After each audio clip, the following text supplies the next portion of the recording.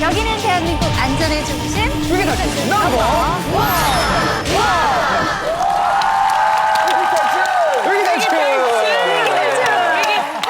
날씨가 정말 이제 조금씩 이제 쌀쌀해지고 있습니다. 네. 따끈한 음식도 좀 생각날 텐데. 유독 뜨끈한 국물이 생각나서. 그래요. 제가 아까도 얘기했지만. 저도 그 직접 사골뼈를 샀어요.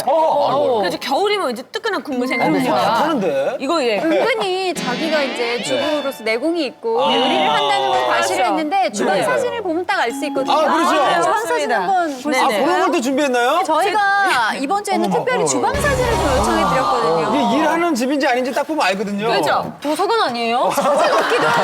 그렇게 정돈이 돼 있지는 않네요, 사실. 보통 주부 고수들은 이 넓은 아일랜드를 조리하는 공간으로 활용해요. 근데 이렇게 묵은 짐이 있다는 건 이 공간을 안 쓴다는 거죠. 수납이죠, 수납. 저는 수납으로 쓰고 수납으로 있어요. 활용하고 계시나요? 혹시 지민 씨 주방도 볼 수 있어요? 아, 또 여성분 주방. 싱글녀의 주방은 또 배낭 호기심이. 궁금해요. 아, 깔끔해요. 깔끔하네. 깔끔하다. 정말 요리한 흔적이라고는 없는 주방.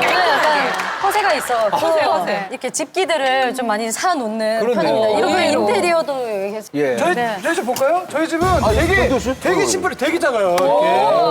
깨끗하다. 깨끗하다. 진짜 이쁘다. 아이들이 있으니까 문 여는데 이것도 이렇게 다 해놨어. 네네. 이거 뗐고. 아니, 저 박준 씨도. 네, 저도 준비하긴 했는데 이사 오자마자 찍을 깨끗한 사진. 아, 잠깐만요. 그건 아니다. 잠깐만요.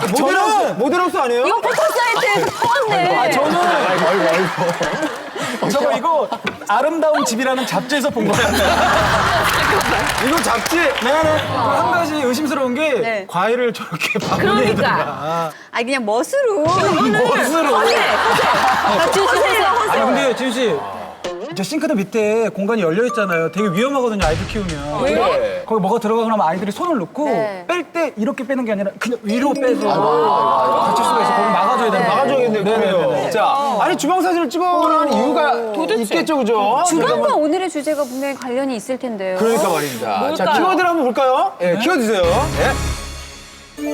우리 집 주방에 뭐가 있다? 뭐가 있다? 약간 공포영화 주제 같은 거. 그죠? 우리 집 주방에 우리 집 주방에 누가 산다. 뭐가 있다. 이 네모에 들어간 정답을 맞춰주시면 되는데요. 맞히는 분께는 닭기름 소화권을 저희가 드립니다. 야, 그는 이거- 전혀 예상하지 못했던 것일 것 같아요. 정태호 씨에게 힌트를 얻었는데 네. 우리 집 주방에 네. 어? 허세가 위험한 있다. 공간이 있다. 위험한 공간이 있다. 왜냐면 이렇게 공간이 있으면 이게 벌레들이 통로도 될 수 있고 먼지가 쌓일 수도 있고 똑똑하죠. 위험한 공간이 있다. 아니면 우리 집 주방에 흉기가 있다. 흉기가 흉기. 있다. 김지민 씨 그래요. 저기 칼이랑 흉기 있어요. 너무 여기 보이는 곳에 칼이랑 막 꽂혀 있잖아요. 저는 친구 집 자취하는 남자애들 방 가보면 네. 되게 가스밸브를 안 잠그고 다녀요. 그냥 열어놓은 상태로 맞아. 그냥 다니고 폭발할 수 있는 위험물? 폭발물과 요소가 있다. 자, 과연 이 중에 정답이 있을까요? 자, 정답 저희가 한번 확인해 보도록 하겠습니다. 주방용 자동 소화장치? 그게 뭐야? 우리 집에 아니에요? 그런 게 있어요? 그런 거 있어요? 알 수가 없으니까 제가 한번 확인을 한번 해보죠. 네.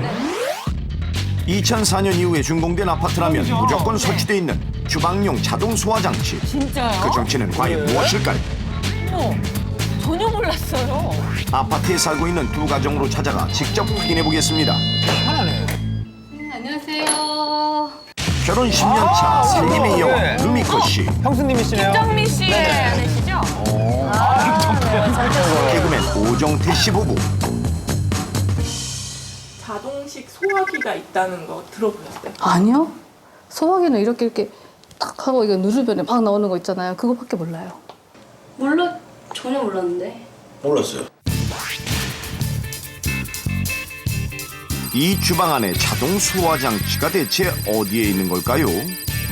주방 천장에 설치되어 있는 이 작은 장치가 가스 누출 감지기고 또 후드 밑에 불룩 튀어나온 이것이 바로 온도 감지기이자 소화 분말 로즈. 진짜? 이곳에 140도씨 이상의 고온이 감지되면 자동적으로 소화 분말이 분사되도록 한 것이 바로 주방용 자동 소화장치인데요. 제대로 작동하는지 한번 확인해 보겠습니다. 아, 저 궁금합니다. 루미코 씨의 주방으로 들어선 실험맨. 다짜고짜 라이터를 꺼내 들더니 가스 누출 감지기에 갖다 댑니다. 지금 뭐 하시는 거예요? 그러자 요란한 경보음이 울리기 시작하는데 작동이 되네요. 신기해요. 이는 자동 소화장치의 경보장치가 정상 작동한다는 증거. 가스, 와, 뜹니다. 자, 그렇다면 오정태 씨의 집은 어떨까요? 안 되면 안 되는데. 안 되면 또 네. 루미꽃 씨 집과는 달리 경보음이 울리지 않습니다. 안 울리죠? 안 왜 울리면 이런 문제가 걸까요? 있는 거 아니에요? 그렇죠. 전문가가 직접 주방 곳곳을 살피며 점검하는 순간 선이 끊어졌나? 때가 아하, 뜰 수 있어요. 끊어져 있는 전선 발견.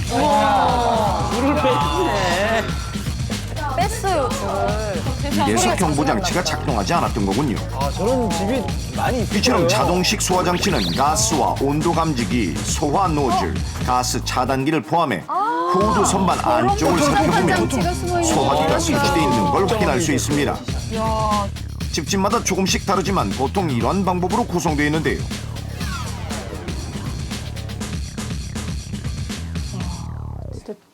똑똑하네요. 요즘 시스템이. 나는 이렇게 뭐 감시를 하고 소리가 나고 이건 전혀 몰랐어. 전혀 모르고 그 안에 소화기 기능이 있다는 거는 진짜 좋은 기능인데. 네, 웬만한 화재들이 저쪽에서 많이 누가 발생하니까.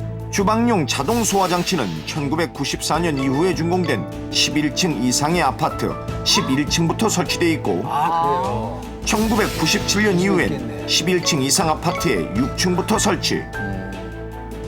2004년 5월 이후에 준공된 아파트나 30층 이상의 오피스텔은 모든 층에 의무적으로 설치돼 있습니다.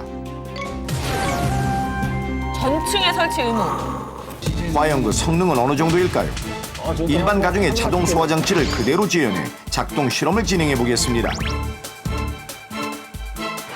집에서 조리를 한다는 전제하에 프라이팬에 식용유를 채운 뒤 가열하기 시작합니다. 약 30분이 지나자 프라이팬에서 뿌연 연기가 피어오르고 근데 이게 주부들이 깜빡할 수 시간이 있거든요. 흐를수록 점점 더 높이 치솟는데 네. 살다 보면 내가 불을 껐나 아차 싶어서 되돌아가면 그러더니 일순간 불이 붙어버린 프라이팬. 올라오는구나 위로. 30분 만에. 어떻게.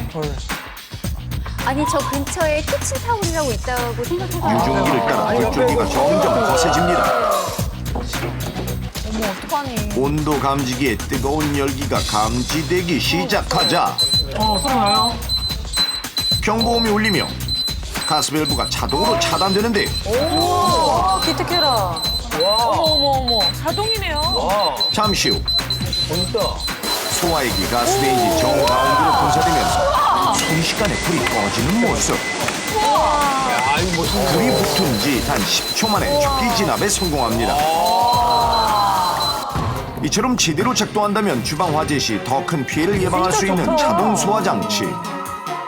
제대로 작동하는지가 하지만 대부분 그 문제네요. 존재를 모르고 방치하다 보니 관리가 잘 되지 않고 있는데요. 지금부터 전문가와 함께 일반 가정집 10곳을 찾아가 그 상태를 점검해 보도록 하겠습니다. 가정에 일반 소화기가 비치되어 있는 거는 알고 있었고 어디 있는지도 아는데 이렇게 주방용 소화기가 있는지는 전혀 몰랐고. 전혀 많이 몰랐어요. 막아주겠네요. 몰랐죠. 몰랐는데 이제 오늘 저는 저게 소화기인 줄도 사실은 몰랐어요. 이게 왜 달렸나 이렇게 생각했었지. 한 가정의 경우 경보장치가 파손돼 있고 가스 차단기는 형체를 찾아볼 수도 없었는데요. 아예 적어놓은 집도 있네요. 일부러 이게 저러셨나요? 아예 왜 뺐지? 철거가 될 거란 생각은 못 했었죠. 개조를 할 때. 또 다른 집은 어떨까요? 각종 잡동사니들 사이에 소화기가 문을 잃고 방치돼 있는가 하면 네네. 소화 노즐은 기름때가 가득 차 제 기능을 할 수 없을 정도. 이거 진짜 한번 점검해 좀 보셔야겠네요. 기름때 같은 것도 잘 식당도 닦아주고 가야 되죠, 또 AS는 꼭 받고 또 저기 물건도 웬만하면 치워놓으려고요. 총 10가정의 자동 소화장치를 점검해본 결과 그중 6가정이 관리 부주의로 인해 정상적으로 작동하지 않았고 또 3가정은 주방 리모델링을 하며 소화장치를 임의로 제거한 상태였습니다. 아파트에서는 1년에 1회 이상 작동 기능 점검과 같은 소방 점검을 하도록 의무화하고 있습니다. 이때 주방용 자동 소화장치가 설치 의무화되어 있는 세대에 있어서 임의적으로 주방용 자동 소화 장치를 제거할 경우 최대 200만 원까지 과태료를 부과할 수 있습니다. 그렇죠. 저런 또 가족의 있어야. 안전을 위해서 절대 인위적으로 제거해서는 안 되겠습니다. 지금부터 집에서 간편하게 할 수 있는 자동 소화장치 자가 점검법을 그래요? 알려드리겠습니다. 이제 이거 보시는 분들은 꼭 좀 하셔야 되겠습니다. 네. 먼저 수신부의 열림 닫힘 버튼으로 가스 차단기가 제대로 작동하는지 확인합니다. 만약 제품에 따라 이러한 장치가 없다면 가스 감지기에 라이터 가스를 주입해 확인하는 방법도 있는데요. 경보음이 울리면 정상 작동. 확인 후에 수신부의 복귀 버튼을 눌러 경보음을 멈출 수 있습니다. 있네요. 복귀. 또한 소화용기 압력계의 바늘이 빨간색을 가리키고 있다면 고장 상태. 고장이에요. 초록색을 가리키고 있어야 정상입니다. 초록색. 화재 발생 시 우리 가족의 목숨을 지켜줄 주방용 자동 소화장치.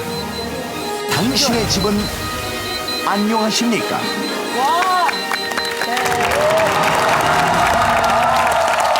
혹시나 엄청난 위험 요소가 숨어 있으면 어쩌나 했는데 우리 집 주방에 알게 모르게 우리 안전을 지켜주는 그렇네요. 고마운 장치가 있었는데 이 장치의 존재조차 몰랐다는 게 참 반성이 돼요. 진짜 좀 관리 많이 하시고 청소도 자주 해주셔야 되겠습니다. 자, 이번에 우리가 탈출해야 할 위기는 무엇일까요? 예, 화면. 네. 어이구, 뭐? 강아지인데 뭐 짖고 있는 거 누구한테 좀 약간 이빨이 확실히 오늘의 그런 위기 상황은 사진상으로 볼 때 굉장히 주인을 너무 사랑해서 집착한다거나 아니면 좀 성격이 있는 강아지가 아닐까. 굉장히 극렬한 반응이잖아요. 약간 저렇게 짖을 때 이런 것도 있어요. 자기 주인을 누가 해코지 하려고 하는. 맞아요. 맞아. 누가 잡으려고만 해도 해코지 하는 줄 알고. 위협으로 보고. 맞아요. 아니 이거 저희가 얘기했던 것처럼 애완견 때문에 큰 위기에 빠졌다는 사연이 도착했다고 합니다. 어떤 사연인지 저희가 화면으로 확인해 보겠습니다. 어느 날 위기 탈출 넘버원에 접수된 사연. 제보를 받고 제작진이 찾아간 곳은 뭐네요? 부산까지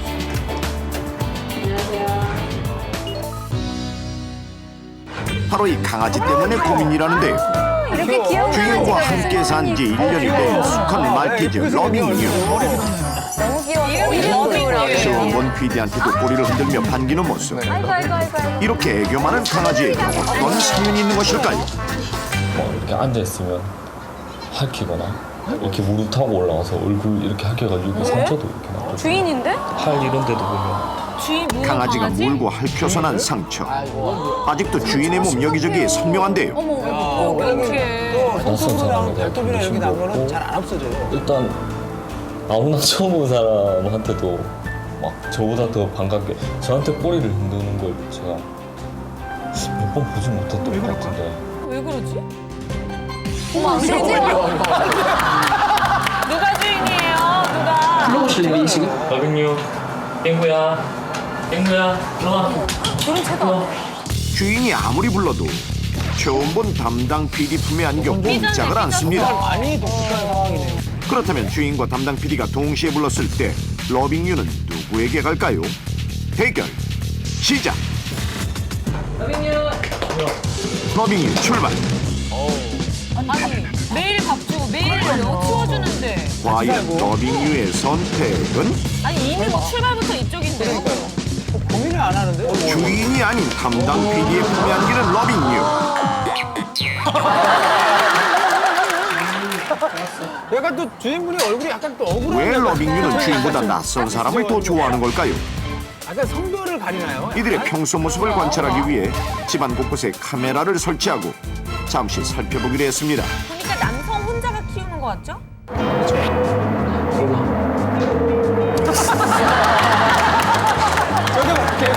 걔 보시죠. 자기가 갖고 오잖아요, 자기가.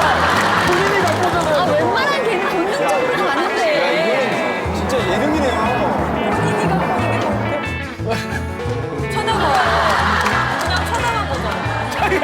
놀아주려는 주인의 행동에 반응이 없는 러빙유. 결국 주인 혼자 던지고 주우길 몇 번이나 반복하는데 또 저런 게 처음 봐요. 처음 봤네. 저도 옆에 앉아있긴 해요. 진짜 사이 안 좋은 부부 같지 않아요? 네, 네, 알죠, 보고. 문다. 가만히 있는데 왜 올라타죠?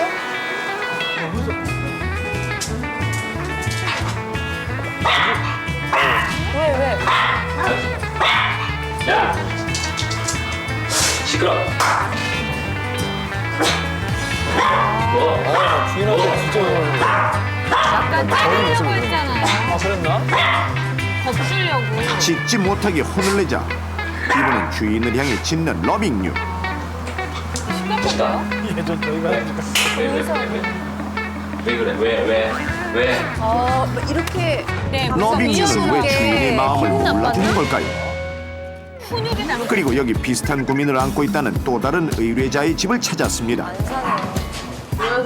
안녕하세요.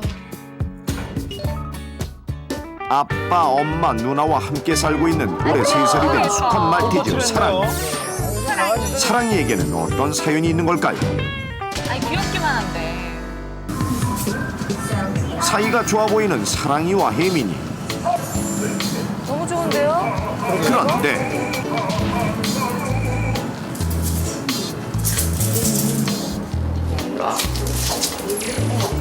왜 도망가?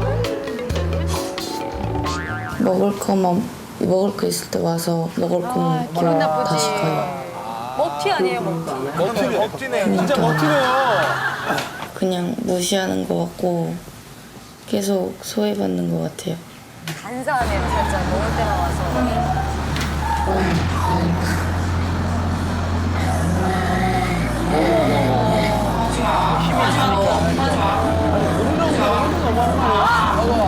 혜민이에게 적대심을 드러내며 급기야 손가락을 물어버리는 사랑이. 아니, 손을 왜 물었죠? 사랑이에게 물려 구멍이 난 옷도 한두 벌이 아니라고 하는데 아이고, 아까워요. 네. 거기 애견 카페에서 한 번씩 가끔 그 훈련하시는 분들이 오시거든요. 그러면 가서 맡겨놓고 하면 잘해요. 한 2, 3일은 얌전하고 잘해.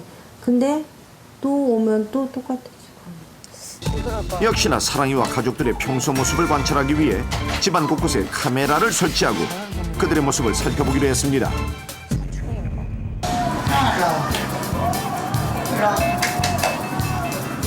사랑아 일로 와봐.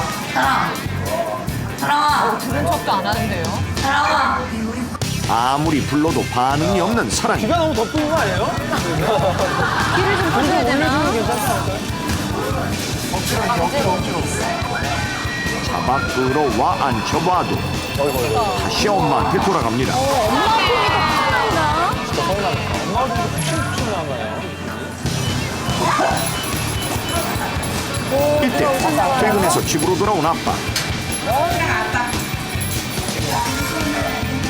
방금 전까지 엄마만 좋아했던 사랑이가 이제는 엄마 품도 거부하고 아빠한테만 붙어 있는데요. 독특하네요. 옮겨가야 사랑이다. 김사빠. 오, 이제는 엄마도 외면하네요. 아까는 땀이 있었어. 안에 붙었거든.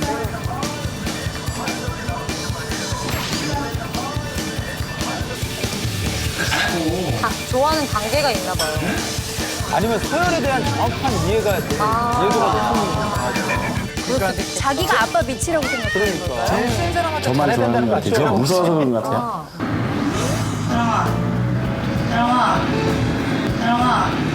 이럴 때 진짜 섭섭하죠.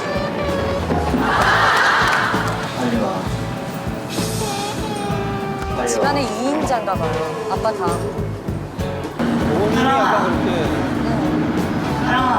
근데 좀 예쁘게도 불러보면 안 되나요? 사랑이는 왜 혜민이에게 마음을 열지 않는 걸까요?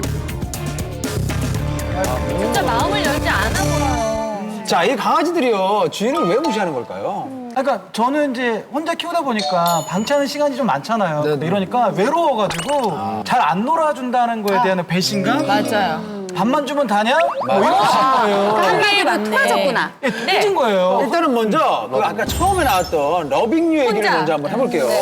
저 남자분의 태도를 유심히 봤는데 이렇게 놀아주는 방법도 막 예쁘다 해줄 수도 있는데 돌아와. 그래, 그러니까. 그리고 아까 부산 스타일이에요, 부산. 이러더라고요. 부산 남자. 그러니까 이런 게 모든 게 이 주인은 나한테 공격적이라고 느끼는 게 아닐까요? 저도 솔직히 이제 강아지 예쁘게 키우지만 강아지가 실수를 하면 훈육을 하는데 혹시나 이제 왜 신문지 말해서 약간 욱해서 이제 머리도 이렇게 강아지를 코를 이렇게 하는 경우도 있잖아요. 네네. 그러고 보면 그런 트라우마 때문에 이제 무섭거나 이래가지고 뭔가 이제 겁을 주거나 이러면 그 생각이 나서 멀리 할 수 있어요. 이게 왜냐면 잘못된 부부사에도 트라우마. 부부사에 마찬가지예요. 이제는 그 여중생 주인 혜민이를 무는 강아지 사랑이 사랑이야말로 서열 문제인 것 같아요. 그렇죠. 그 순간에 있는 누군가의 네. 가장 높은 서열을 아는 거죠. 그러니까 아빠가 사랑이보다 위인 건 확실해요. 네네. 하지만 맞아요. 아빠 다음이 사랑인 거예요. 그렇죠. 그래서 아빠가 나가면 네. 그 있는 사람 중에 가장 높은 맞아요. 사람. 그렇죠. 엄마. 네. 엄마한테도 그러니까는 붙고. 엄마가 위라서기보다 잠시 머무는 거죠. 그냥 엄마한테. 그리고 엄마가 없을 때는 또 혜민이한테 음식 정도는 빼먹는 거죠. 정말 영악한 거죠. 근데 대부분 저렇게 대가족이 키우는 강아지들은 아빠들은 퇴근하고 오면 거의 놀아주기만 해요. 무조건 예쁘다만 하고 오랫동안 강아지를 함께 있는 사람들은 훈육도 하게 되고 이러기 때문에 싫은 거야. 꼭 싫은 소리는 내가 해요. 나도 그러고 싶지 맞아. 않은데 엄마보다는 아빠를 항상 좋아하는 거야. 아빠가 맞아, 맞아. 사주니까.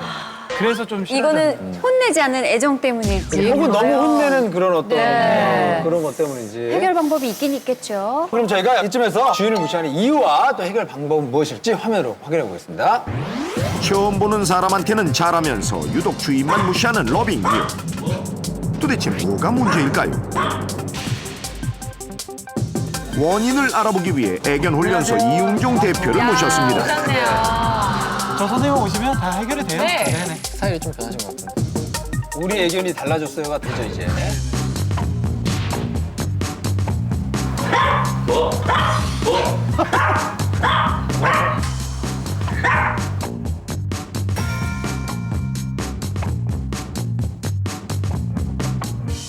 러빙류는 지금 이 행동하는 것을 관찰하다 보니까 저봐요. 지금도 저쪽으로 가 있잖아요. 너무나 사람을 좋아하는 개입니다. 그 마치 사회성이 좋고 사람을 좋아하는 유형에 해당합니다. 근데요. 낯선 사람은 자기에게 더 많은 관심을 가져주게 돼 있거든요. 노는 것 자체를 상당히 좋아하는 개거든요. 나를 좋아해서 놀자고 하는 욕구가 더 강하다고 보시면 됩니다. 오히려 해석을 잘못한 케이스입니다. 이게 놀아가는 다만 주인이 놀아주려고 했던 행동을 러빙류는 놀이라고 인식하지 못했던 개인적으로 저 것인데 놀이를 싫어하는 거예요. 취향이 다른 거야. 싫은 걸 자꾸 하자 그러니까. 네, 보통 이제 지금 보시면 자극적이잖아요. 야, 안 돼. 하지 마. 걔들이 제일 오해 사는 것 중 하나가 이리 와 이런 동작들을 많이들 하거든요. 그냥 평상시에 부르거나 너는 이리 와 놀자 이렇게 표현했다. 안 돼. 그러니까 헷갈리게 했어. 놀자고 하면서 화내는 꼴이네요. 놀자. 야단을 친 것이 아니라 같이 놀자로 받아들이는 거거든요. 시끄러. 왜? 그러니까 이게 혼나는 거예요. 이게 놀자는 건지. 그래서 전문가의 조언대로 해보기로 했습니다. 잘해야 되네. 첫째, 주인이 놀이도구를 손에 들고 강아지가 놀이도구에 충분히 관심을 갖게 한 뒤 정해진 시간 동안 지속해서 놀아줍니다.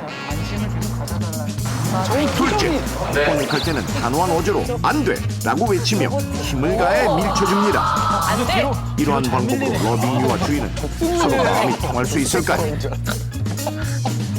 아 귀여워. 그리고 사랑의 집에도 전문가가 찾았습니다. 여기 심각하니까요.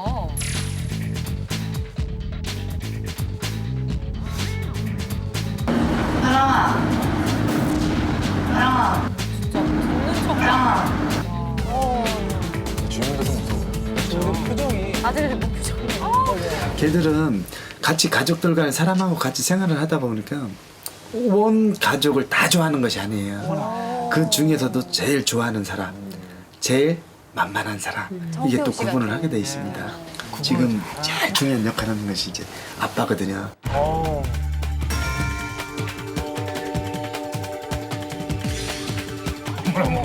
아빠를 못 건드리고. 그래요. 아빠는 자기한테 와 있는 사랑이가 그저 귀여운 거예요. 그러니까 물거나 이럴 때 안 따님은 혼내시네요. 지금 보시다시피 가장 서열이 하위입니다. 제일 낮아요. 제일 낮기 때문에 그 사랑이가 따님을 받아들이는 거는 상종할 가치가 없다라고 지금 받아들이는 거거든요.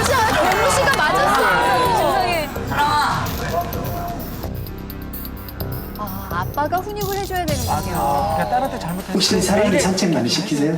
아니요. 좋아하는 간식 많이 주세요? 아니요. 사랑에게 살에 한번 줘보셨어요? 네.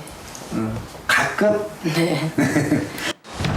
평소 사랑이를 돌보지는 않고 시간이 날 때만 놀아주려 했던 딸 혜민이. 저걸 유인만 하네요. 사랑이가 혜민이를 그렇게 무시했던 것은 자기를 돌보지 않는 혜민이를 자신보다 서열이 낮은 존재로 인식했기 때문인데, 얼굴도 작게 표현돼. 매일 사랑이의 밥을 챙기는 사람은 엄마, 그리고 매일 사랑이에게 간식을 주는 사람은 아빠. 간식이 1등이군요. 지금부터는 이제 역할 분담을 한번 바꿔보도록 할게요. 이렇게 뒤바뀐 서열 어떻게 바로잡을 수 있을까요? 혜민이가 간식 주고. 첫째, 엄마가 주던 사랑이 밥을 딸 혜민이가 주도록 합니다. 둘째, 아빠는 사랑이가 다가오지 못하도록 밀어내고 혜민이만 사랑이를 안아줍니다. 이렇게 하면 점점 사랑이가 아빠, 엄마가 아닌 혜민이에게 의지하게 된다는 건데요. 그런데 여기서 잠깐, 개에게 높은 서열을 내줄 수 있는 주인의 잘못된 행동이 몇 가지 있습니다. 정태호 씨 잘 보세요. 첫째, 산책을 할 때 개가 먼저 계단을 오르게 해 올라오는 주인을 내려다보게 하는 행동. 야, 이런 계단 오를 때 내가 먼저 올라가 개가 뒤쫓아오게 하거나 올라오는 개를 내가 내려다보게. 둘째, 개 먹이를 먼저 주고 주인이 나중에 밥을 먹는 행동인데요. 주인이 밥을 다 먹을 때까지 기다리게 한 뒤 개 먹이 주기. 이 두 가지 방법을 실천해 보십시오. 야, 이제 이런 게 있네요. 과연 러빙유와 사랑이는 달라질 수 있을까요? 밥 먹는 것까지? 그리고 며칠 뒤 다시 찾은 러빙유의 집. 표정이 밝아지셨어요. 러빙유가 좀 달라진 것 같은데요. 피디한테 안 오고. 어머 주인 뒤를 줘야죠. 말 잘 들어요? 네. 노는 거는 극히 조금 많이 줄어든 것 같아요. 막 이제 버릇 없이 막 할게거나 이런 것도 그렇고요. 잘 노네요. 며칠 전 처음 본 PD의 품으로 달려온 주인에게 욕을 안겨줬던 러빙유. 절대 바뀌진 않겠죠. 하지만 주인 입장에서 이번에는 광채갈까요? 러빙유의 선택은? 저쪽인 것 같은데. 오른쪽인데요?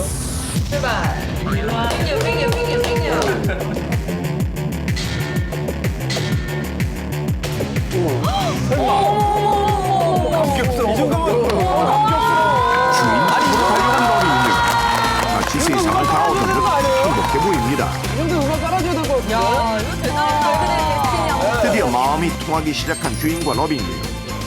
앞으로 더욱 친해지길 바라겠습니다.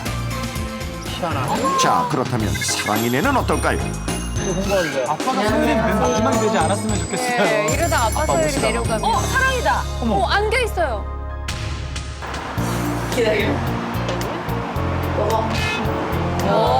그러니까 전체적으로 달라졌어, 주인이. 딸이 표정으로. 불러도 그 전보다 잘 오고, 그리고 무릎이나 같이 오래 있고, 잘 때도 같이 자고. 많이 가네. 며칠 전까지만 해도 혜민이한테 으르렁대며 적대심을 보이던 사랑이. 이제는 혜민이의 품 안에서 편안한 모습인데요. 아유, 좋아한다. 되게 밝아서. 또 아무리 애타게 불러도 쳐다보기는커녕 고개를 돌려버렸었는데 표정 보세요. 이제는 어떨까요? 과연 사랑이의 반응은? 말투도 달라졌어요. 쳐다만 먹는 거 아닌가요?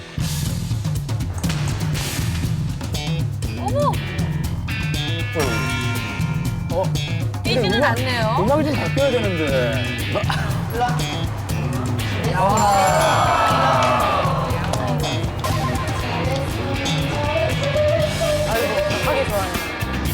그렇다면 부모님과 함께 있을 때도 혜민이한테 갈까요?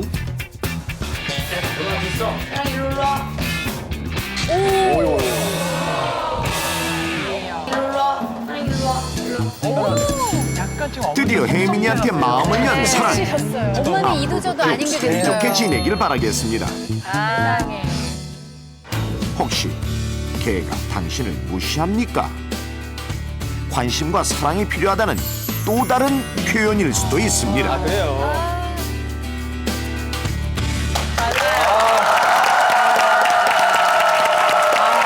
야, 이 모든 게 참 관심과 사랑입니다, 사실. 그렇죠? 이게 조금이라도 관심을 가져주니까 또 금세 변하잖아요. 아, 그리고 저기 산책할 때 제발 체력 좀 키워서 먼저 가요. 자꾸 끌려다니니까. 아니 저는 그게 예쁜 줄 알고 먼저 가니까 맞아. 원래 모든 다 그러니까 걔가 올라가서 저를 쳐다봤다는 거 아니에요? 그렇죠. 넌 왜 이제 아직도 오냐. 거기 있니? 본인이 볼 때는 아유 우리 강아지 예쁘다 이렇게 본 건데 걔가 볼 때는 뭐야? 네. 뭐하냐? 대한민국의 반려견을 키우는 가정이 굉장히 많은데 이 화면을 보시고 굉장히 해답을 찾으셨을 것 같고요. 맞습니다. 이처럼 안전상식 나만이 알고 있는 비법 같은 게 네. 있으면 위기 탈출 넘버원 홈페이지에 올려주시기 바랍니다. 네. 찬바람이 부는 계절, 따뜻한 잠자리를 위해 꼭 필요한 전기장판. 아 많이 사용하시죠? 하지만 전자파에 대한 염려가 많으실 텐데요. 전기장판의 전자파가 과연 어느 정도인지 실험을 해보겠습니다. 전원을 켜서 작동시키면 정중앙은 물론 가장자리, 모서리까지 순식간에 따뜻해지는 전기장판. 혹시 몸이 닿는 위치에 따라 전자파의 강도가 달라질까요? 그래요? 전자파의 인체 보호 기준은 나라와 단체에 따라 다른데요. 우리나라의 경우 국제 비전리 방사선 보호위원회가 단기 노출 기준으로 지시한 833mgauss를 적용하는 반면 네덜란드 등의 유럽 국가는 세계 보건기구 장기 노출 기준인 4mgauss를 적용하고 있습니다. 많이 나네. 전기장판의 전자파를 직접 확인해보기 위해 전원을 켜는 실험맨. 10분 후 전기장판 구석구석 열이 전해지는 것을 확인한 후 전기장판의 자기장 전자파 수치를 측정해 보겠습니다. 아, 꽤 나올 것 같은데요. 먼저 가장자리의 자기장은 181.9mgauss. 온도 조절기와 근접한 발이 닿는 부분의 수치는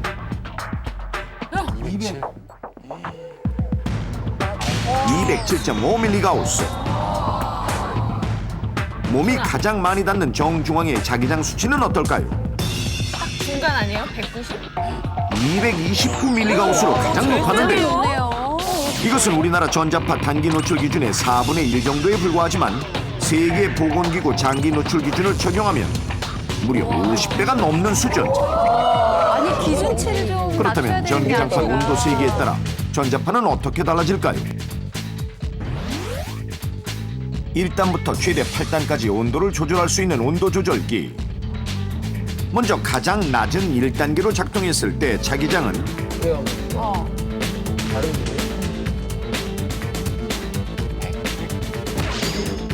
101.6mgauss. 취침할 때 가장 많이 사용하는 2단계 자기장은 103.3mgauss로 별 차이가 없는데요. 자, 온도를 좀 더 올려볼까요? 5단계로 올려보니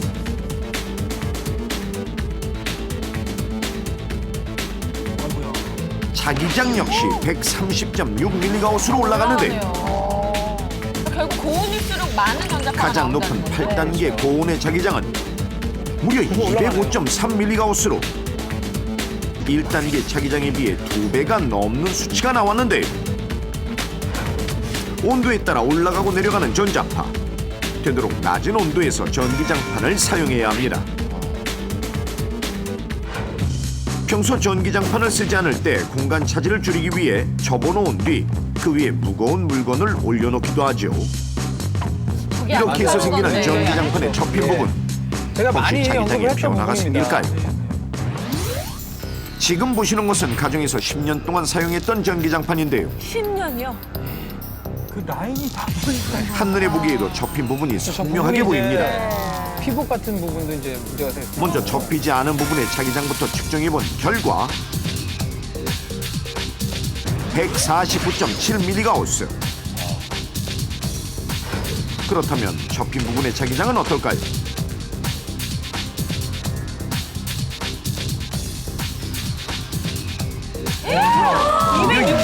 260mg으로 2배에 가까운 수치가 나왔습니다. 그 접힌 데가 훨씬 더 많이 나온다는 거네요. 사용 설명서에서도 역시 전기장판을 접은 채로 무거운 물체를 올려놓지 말라고 경고하고 있는데요. 열선이 깔린 전기장판을 접어서 보관하면 접히는 부분에 전선이 눌리거나 끊어지게 돼 전류가 한쪽으로 몰려 전자파가 높아질 수 있습니다. 전기장판을 오랜 시간 사용하게 되면 사람에 따라 피곤함을 느끼거나 두통을 호소하는 경우가 있는데요. 이런 증상은 전기장판의 전자파에 장기간 노출됐기 때문일 가능성이 있습니다. 또한 아직 의학계에서 인정되고 있지는 않지만 과도한 전자파에 만성적으로 노출되면 소아의 경우 백혈병 발병 위험이 증가할 수 있다는 일부 연구 결과가 있습니다. 이렇듯 사용 방법에 따라서도 높아질 수 있는 전기장판의 전자파. 차단할 수 있는 방법은 없을까요? 가정에서 전자파 차단을 위해 사용하는 두꺼운 이불이나 은박 매트가 실제 효과가 있는지 확인해 보겠습니다. 이건 정말 궁금해요. 그러게요. 가정에서 이불 같은 거 많이 깔고 하니까. 아무것도 깔지 않은 전기장판 위의 전자파는 200.9mgauss. 여기에 은박 매트를 깔고 자기장을 확인해 보니 없어졌을 것 같은데. 197mgauss로 아주 약간. 은박 매트를 깔기 전과 별다른 변화가 없는데요. 은박 성분이 전기장을 차단한다고 알려져 있지만 은박 매트의 은박이 워낙 얇아서 별다른 효과가 없었습니다.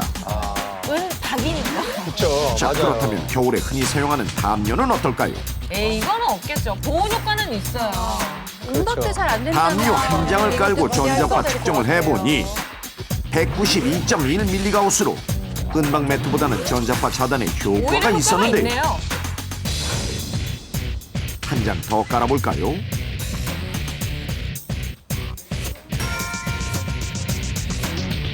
(132.3mgauss로) 눈에 띄게 전자파가 차단된 모습.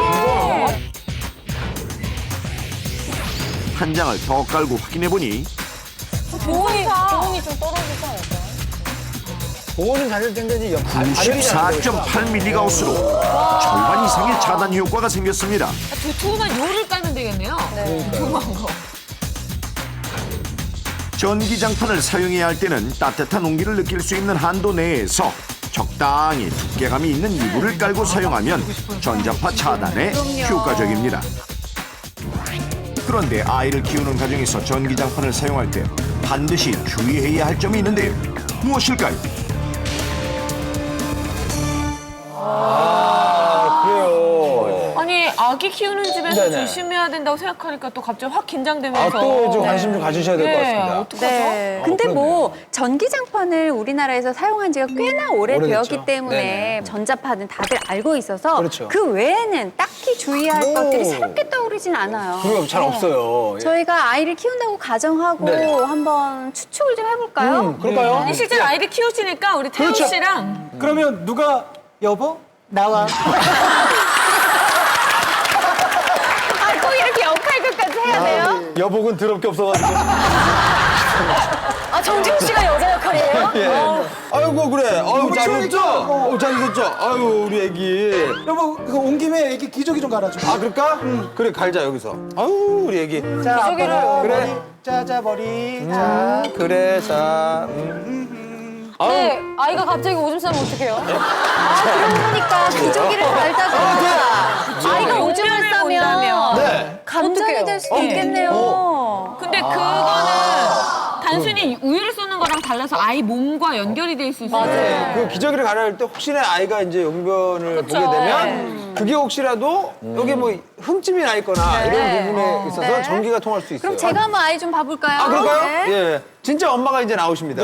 예. 우리 예비 아빠 형우 씨와 함께. 그래요? 아유, 삼촌 왔다, 삼촌 왔다. 여보 같이 가요. 여보는 너무하니까, 아유, 와서 누나 좀, 도와주고 그러지. 너 오늘 왜 이렇게 돌아다니고만 하고, 네, 집에 왜 이렇게 안 와? 죄송합니다. 누나 애기 좀 봐, 니가. 네, 알겠습니다. 누나는 피부 관리 좀 하고 올게. 안녕하세요. 아니 근데 이제 솔직히 따뜻한데 위에서 다 활동하지 않아요? 그럼. 아니, 아이도 다 따뜻한데 위에서 아이를 보죠. 사실 약간 그런 게 위험할 것 같아요. 막 이렇게 왜요? 지은 누나가 이거 애를 데리고 있으면 네. 이렇게 애를 받을 때 자, 봐봐요. 그럼 삼촌이 앉아서 애를 보고 있어요. 자, 피부 관리를 마친 엄마가 돌아옵니다. 아니, 애를 그렇게 안고 있으면 그래요, 어떻게 이를 물기가 쳐봐봐. 있어요. 이럴 때. 이럴 때 아니면 반대로 이렇게 받을 때 이럴 경우도 있어요. 우리 연결돼 있는데. 로션 로션. 여기서 로션 발라주죠. 다 이렇게 닦은 다음에 이렇게 하고 얘네 하거든요. 이거 기저귀 갈 때 엉덩이 로션. 미안해.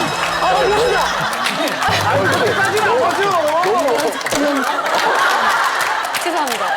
네, 아니, 저 이렇게 시집을 안 가가지고. 엉덩이에 로션 발라주다가 이게 전도가 좀 잘 되는 걸로 알고 있어요. 로션이. 네. 저는 사실 저희 아이를 모유수유를 했거든요. 모유수유는 같이 올라가서. 요렇게 주무시려고 그런 거 아니죠? 아니, 방송이 많이 피곤하셨나 봐요. 그게 아니고요. 모유수유하는 상황에서는 사실 이렇게 하고 그냥 잠드는 경우가 많아요. 그러니까 뭐 같이 누워 잘 때는 약한 온도지만 오래 노출이 되면 저온 화상이 맞아요. 정확해서. 입을 수 있지 않을까 하는 생각이 그렇네요. 들어요. 그리고 제가 지금 보니까 활동을 위해서 하잖아요. 계속 밟고 다니면 아까 접히면은 거기에 또 전자파가 많이 노출된다고 그렇죠. 했으니까 혹시 또 그런 거에 그럴 있지 수 않을까. 있죠. 네. 맞아요. 자, 저희가 많은 상황을 해봤는데 이 중에 과연 정답이 있을지 한번 저희가 확인해 보도록 하겠습니다. 아이를 키우는 가정에서 전기장판을 사용할 때 반드시 주의해야 할 점은 무엇일까요?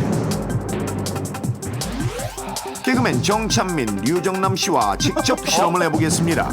결혼하지도 않은 두 분. 네, 안녕하세요. 유정남입니다. 네, 개그맨 정찬민입니다. 또다시 이렇게 또 실험에 참여했네요, 제가. 감사합니다, 찬민 씨. 네, 제가 또 예능 오늘 꽂아드렸지 않습니까? 예능 버라이어티. 네, 오늘 마지막 겠네요, 진짜로. 버라이어티 이게 잘 처음인가 몰라요. 봐요. 언제 뭐 어디서 뭐가 튀어나올지를 몰라요. 그런 생각이 듭니다. 일단 듭니다. 그래요. 고주의의 대명사들 주네요. 전기장판 위로 올라가 눕는 정찬민 씨. 뜨뜻하네요. 네, 고향 생각납니다. 손등을 한번 이렇게 쓱 쓰다. 잠시만. 누가 누구를 쓰다듬어야 됩니까? 오, 뭐해? 뭐 있네요. 약간 간지러워.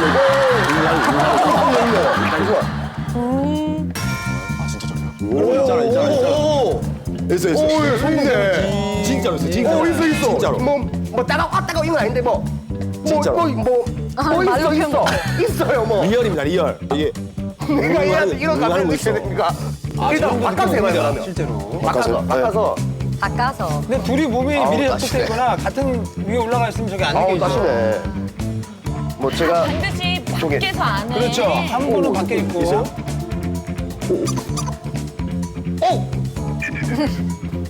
오, 되게 따끔한데요? 어머. 따끔하는데? 아니 약간 이게 손바닥보다는 맞아요. 요 얇은 애가 더 훨씬 더 따끔한 것 같아요. 아, 얇은 살이 더 따끔해요? 그럼 아이들 살은 열이지 않아요? 연하잖아요.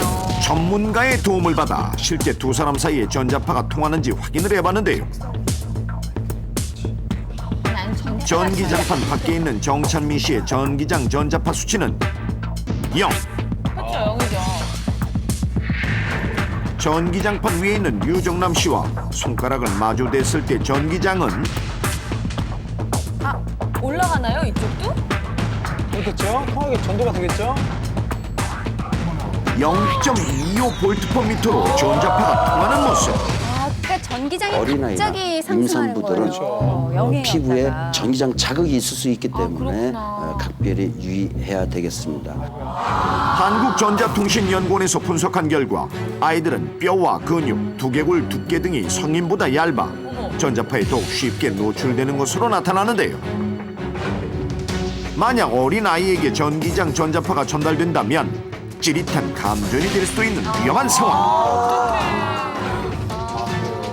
갓난 아이들의 경우 가벼운 감전에도 경련이나 쇼크를 일으킬 수 있어 위험한데요. 전기가 한쪽에서 다른 한쪽으로 흐르는 순간 전해지는 전기장으로 인해 감전이 될 수도 있습니다. 어머니들은 부모님 바깥쪽에서 아이를 들으는 경우가 많이 있으니까. 전기장판 위에서 잠이 든 아이를 안아들 때는 물론 전기장판 위에서 밖에 있는 아이들과 접촉할 때 역시 감전되지 않게 주의가 필요합니다. 저 몰랐어요. 저는 매번 이 전기장판 위에서 밖에 있는 사람이 이렇게 쓱 만질 때 징, 그 느낌이 너무 그냥 재밌어가지고 재밌죠. 네. 이렇게 막 해본 적이 있었거든요. 네. 어른들은 우웅 정도로 끝나지만 네네. 갓난 아기의 경우에는 쇼크로 이어질 수 있다니까 정말 주의해야겠고. 이게 아무래도 전기 장판 안에 있는 그 코일 회로에 네네. 전기가 흐르다 보니까 네. 그게 복사돼서 우리 몸에서 똑같이 흐르게 되는 현상이거든요. 그러니까 오히려 피부가 좀 두꺼운 사람이면 아까 좀 두꺼운 담요를 놓는 네. 것처럼 좀 덜 받을 수 있지만 피부가 약한 아기들 같은 경우에는 더 위험할 수 있다는 거예요. 나 조심해야겠다. 아기 피부인데. 평소에도 철저히라는 얘기 많이 듣지 않아요? 피부 두껍다고? 감전이 하나도 안 돼요. 예.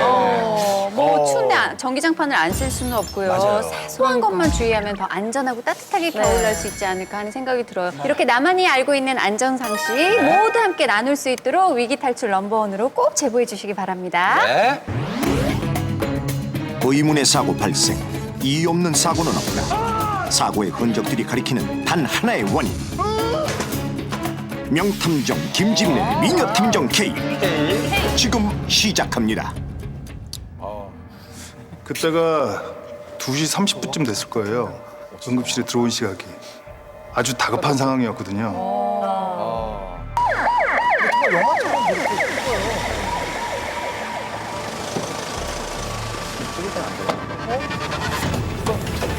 병원으로 이송된 응급환자. 응급실로 다급하게 옮겨지는데 촌각을 덮는 상황. 적절한 응급처치가 필요한 상태. 환자분, 눈 떠보세요, 눈 떠보세요. 심한 두통과 마비 증상을 보이는데 그때 저기요, 선생님 여기도 환자예요. 응급실로 들어온 또 다른 환자. 선생님 어떻게 되죠? 말을 잘 하지 못하는 천천히 하시고. 하나, 둘, 셋. 머리 조심하시고요. 같은 시각. 분명히 환자예요. 환자분, 여기 좀 보세요, 여기. 거기다 물체가 겹쳐 보이는 증상을 보이는 상태. 약간이 약물 중독이나 뭐 약간 그런. 잠시 후 두 사람 모두 뇌졸중 판정을 받은 상황. 바로 그때 이 중 한 사람이 사망하고 말았는데 다급하게 구급차에 실려 50대여서 동료의 부축을 받아 응급실에 걸어들어온 60대 남성. 이 중 사망한 사람은 바로 걸어들어왔던 60대 남성. 걸어 들어온 사람이 더 먼저. 그러니까요. 그렇다면 상대적으로 증상이 경미해 보였던 이 남성이 사망한 이유는 무엇일까? 사건이 발생한 곳이면 어디든 나타난다. 미녀탐정 K 김지민. 그리고 최연소 추리 천재 탐정 오현민. 멋져요. 감사합니다. 한 명은 죽고 한 명은 살았다. 이유가 뭘까? 원인을 찾아보죠. 주변인들의 진술을 들어보기로 한 두 사람. 먼저 구급대원을 만나보기로 하는데 저기 당시 상황이 어땠나요? 신고받았을 때가 아마 1시 30분쯤 됐을 거예요. 1시 30분. 1시간쯤 전이네요. 병원에 오시기. 구급대원의 진술을 통해 당시 상황을 추측해보는 지민. 간 거야 지금. 청소를 하는 피해자.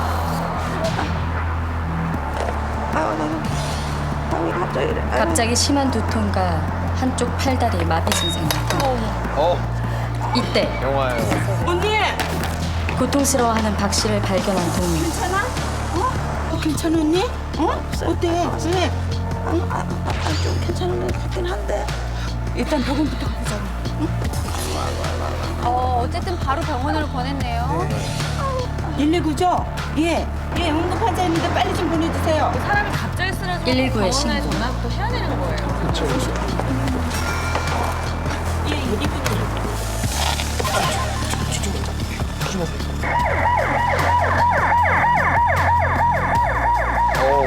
2시 30분 병원 도착. 이번엔 동료의 진술을 통해 당시 상황을 재구성해보기로 한 도탐정. 이번엔 제가 해볼게요.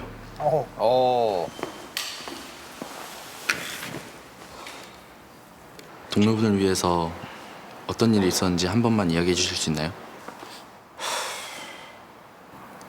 그때가 10시 30분쯤 됐을 거예요. 10시 30분이요? 네. 시간 좀. 사용 발생한 시간이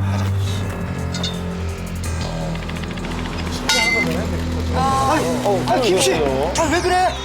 짝이 나타난 이상 증상. 흥미진진합니다. 피해자를 반드시 눕히고 팔다리를 주무르기 시작한 동료. 응급처치 중이죠. 피지 좀 괜찮으신 것 같아. 고마워. 잠시 후 감쪽같이 사라진 증상들. 어머. 또 일을 하시네요. 그렇게 넘어오셨는데. 아이, 김씨! 실시간을 또 그래! 이건 아닌데. 어머. 안 되겠다. 그때는 말을 못하고. 병원 가자고, 병원. 걸을 정도는 됐었나 봐요. 이런저런 상황들 속에 시간이 많이 지체되네요. 그러게요. 2시 30분 시간이 굉장히 중요한데. 병원 도착.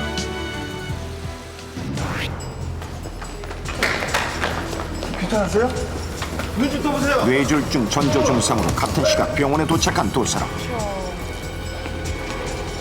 병원에 도착하기 전 상황에서 극명하게 나타난 두 사람의 차이. 이 중 한 사람만 사망한 원인은? 그래, 이제 알겠어. 과연 두 사람의 생사가 갈린 이유는 바로 증상이 나타난 후 병원까지 오는 시간이 달랐기 때문. 최초의 증상 나타나고 3시간 이상이 걸렸어요. 뇌졸중의 골든타임은 3시간. 증상을 느낀 즉시 신속하게 대처해야 하는데요. 극심한 두통, 마비 증상, 언어 장애 등의 뇌졸중 전조 증상은 짧은 시간 나타났다 사라지는 것이 특징. 사라지는구나. 증상이 나타난 직후 병원으로 이동한 건물 환경미화원과 달리 사망한 건설 현장 근로자는 증상이 나타난 후에도 이를 심각하게 여기지 않고 일을 마무리한 것은 물론 잘못된 조치로 시간을 더욱 지체시킨 상황. 근데 왜 누가 쓰러지면 꼭 저렇게 거기다 주무르게 되잖아요. 차가 아닌 택시로 이동하면서 결국 최적 치료 시간인 골든타임이 지나 사망하고 말았다니까. 뇌졸중 같은 증상은 빨리 치료할수록 생존율이 높아지거든요. 그래서 증상이 나타나자마자 병원에 빨리 가서 치료하는 것이 중요합니다. 그렇다면 뇌졸중 자가진단법 넘버원에서 알려드리겠습니다. 첫 번째, 거울을 봤을 때 좌우 모양이 같지 않다면 뇌졸중을 의심하십시오. 두 번째, 두 팔을 앞으로 나란히 폈을 때 10초가 지나기 전에 팔이 떨어진다면 뇌졸중을 의심하십시오. 세 번째, 양쪽을 번갈아 보았을 때 회색으로 보이거나 다르게 보인다면 뇌졸중을 의심하셔야 합니다. 네 번째, 바닥에 손을 두었을 때 몸이 한쪽으로 기운다면 역시 뇌졸중을 의심해야 합니다. 이와 같은 증상이 있다면 골든타임인 3시간 안에 지체 없이 병원으로 이동해야 합니다. 특히 추운 겨울철에는 급격한 기온 차이로 뇌졸중과 같은 뇌혈관 질환 발생률이 높기 때문에 각별한 주의가 필요합니다. 우리의 안전과 건강을 위협하는 뇌심혈관 질환. 골든타임을 지킨다면 당신도 안전할 수 있습니다.